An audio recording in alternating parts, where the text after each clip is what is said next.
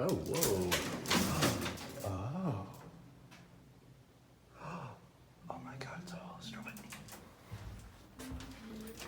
I think this is the first original Hollister Whitney elevator on YouTube.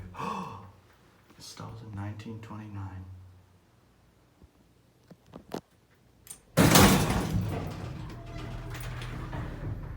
Wow. That's crazy, like, oh my God.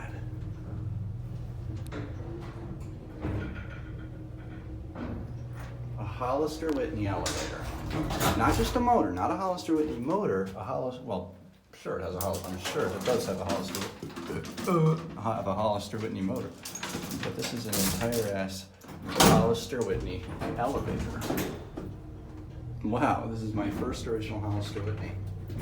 I've been on one modded one before, or at least one that was confirmed before.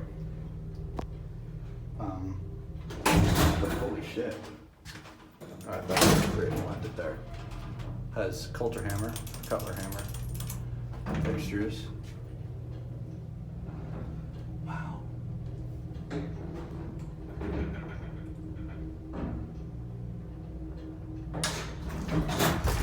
Very interesting.